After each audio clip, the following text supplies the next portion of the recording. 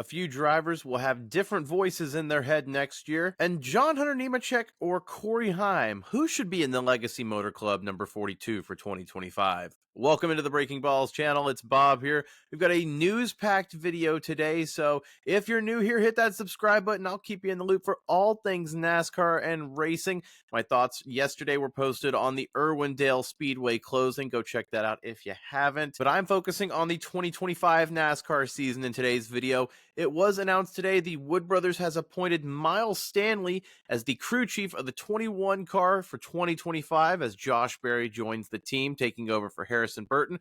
Miles Stanley will be promoted internally from Team Penske. Not a total shock if you know how Penske operates. They love to promote from within their own bubble over there in that organization.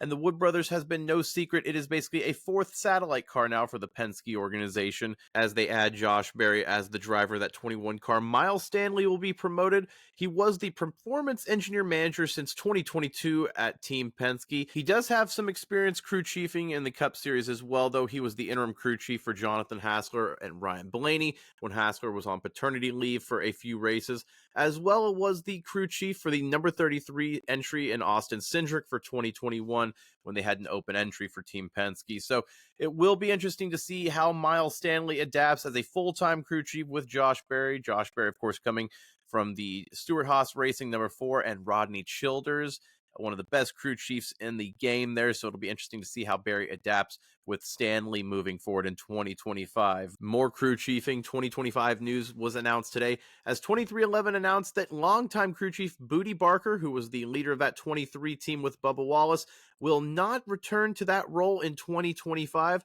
Booty Barker will step down as the crew chief of that 2311 number 23 entry after the Phoenix finale in 2024. He will stay on with 2311 as an admin competition role at the airspeed office in North Carolina. And again, Booty Barker's been with Bubba Wallace since the 2021 season, that inaugural season of 2311. So a long time partnership ending there. A lot of Bubba Wallace fans do seem to be excited about that, although he has been there for both of Bubba Wallace's Cup wins in the NASCAR Cup Series, as well as that playoff run in 2023. Say what you want about their on-track results in 2024, but it is sad to see them broken up. Plus, Booty Barker was a massive fan favorite on NASCAR's Netflix reality show in 2023. Charles Danique will take over as the crew chief for that 23 team in 2025. He is Christian Eckes' crew chief in the NASCAR Truck Series team on that number 19 Napa team. A 9-time winner in the Truck Series, Danique will partner with Bubba Wallace for the 2025 series. I think it'll be good for Bubba Wallace to have a fresh slate. He hasn't run badly,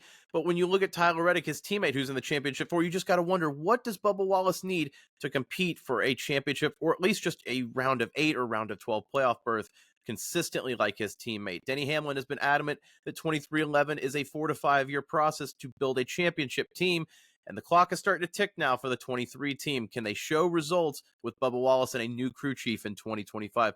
Let me know your thoughts down below about Josh Berry and Bubba Wallace's new crew chiefs for 2025, your expectations about that moving forward. And finally, let's get into some of the rumors for 2025. It's been just feverishly the last few weeks, it seems like, that Legacy Motor Club could potentially be putting John Hunter Nemechek on the chopping block in favor of Corey Heim. Now, yes, John Hunter Nemechek, 34th in points in the Cup Series this year, has not been great in his first year with the Legacy Motor Club, but this is the first year that that team is with Toyota. There's a lot of moving parts in that front office there. It just seems like a lot of cooks in the kitchen there.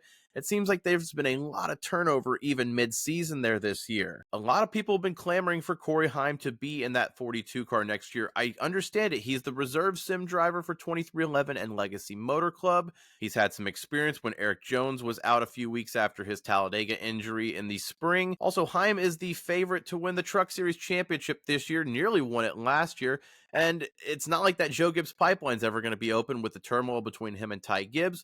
He's been banished to Sam Hunt Racing for limited Xfinity start. So it's an interesting world there for Corey Heim, but I don't think he's quite ready yet. I wouldn't be shocked if they keep him in the pipeline for another year or two just to let him develop. It's okay to develop a driver for a few years. Look at John Hunter Nemechek, how he went from Front Row Motorsports, went back and went to the Truck Series, rebuilt his career.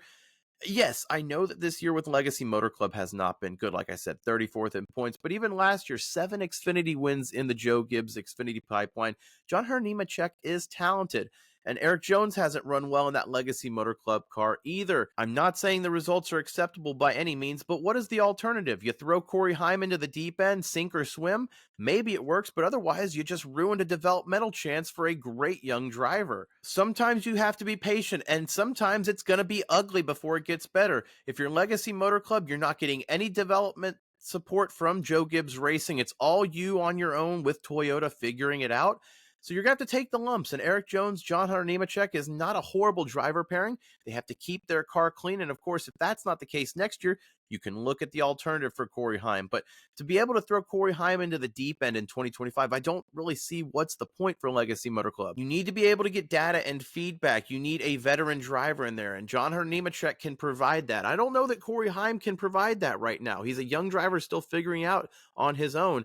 Yes, in reserve capabilities and limited starts, I'm all for it.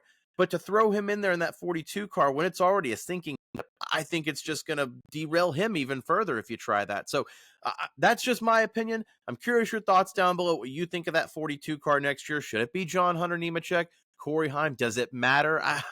At the end of the day, if the car can't run, it doesn't matter who's behind the wheel. But again, if you've made it this far, subscribe to the channel for more NASCAR content. Like this video. It helps me out a ton with breaking balls. I'll keep you in the loop for all things NASCAR. As Martinsville comes up this weekend, I'm sure the NASCAR rumor mill will keep churning out content as well. So stay tuned for more. Thanks for watching.